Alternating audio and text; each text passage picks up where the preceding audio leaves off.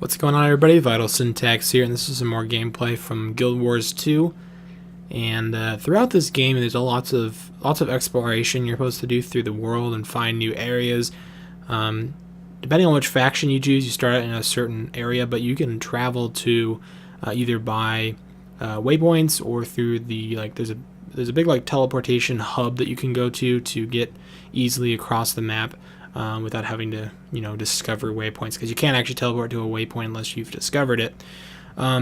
So once you kind of get past the original spawn area and you complete most of the different tasks you can do there, and you can, discovered all the areas that there are to explore, you can actually go out and start exploring a different character's race or a different race's area. So, like, for example, I'm playing as a Char character, which is this cat-like creature, and after I finished this area, or the Char area, I could easily just go over to the Norn area, which are kind of like Nords, I guess, from Skyrim.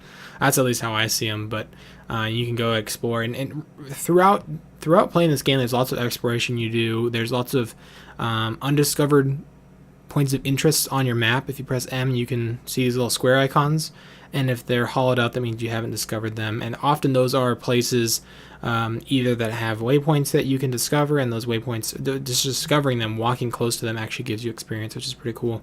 And it also allows you to teleport back to that location if you die, or if you just want to get around the world quickly. And there's also these Vista points that you can get to. They're like the double red triangle, and if it's hollow, once again, that means that you haven't explored it or discovered it quite yet. And you can go to these Vista points and kind of get an overview of the surrounding area. There's also the kind of telescope icon that is usually it's a scout, and you can actually go up to a scout character and he'll kind of give you the lowdown of what's going on in the area.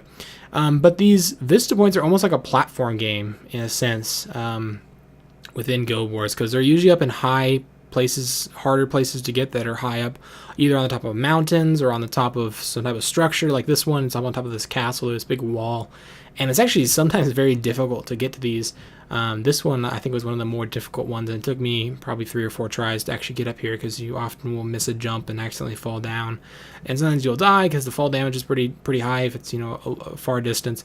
And it's actually really fun to just kind of explore and try and climb these structures and get to these Vista points. And you'll see here I get up to one. There's also another point up here that gives you a skill point that you can use to unlock skills and things like that. But I thought I'd just show you another cool aspect of Guild Wars 2 that I'm having fun with, is this exploration concept and finding these Vista points. And you get XP for everything really in this game. You get XP for getting skill points, you get XP for finding new locations, you get XP for discovering new waypoints, for going to the vistas. There's this XP for lots of exploration. They're trying to encourage that, and it's really a cool mechanic, because there's so much different types of landscapes, so many different types of enemies, so many different types of structures, that if you don't explore and you just kind of stay near where you spawned, well, first of all, you're gonna run out of things to do, but more importantly, you're not gonna be able to experience the whole world that they've designed. And there's some really cool stuff to see. So anyway, that's all I wanted to talk about in this video. I'll have some more Guild Wars 2 stuff come up in the future, and I'll see you in the next video. Bye.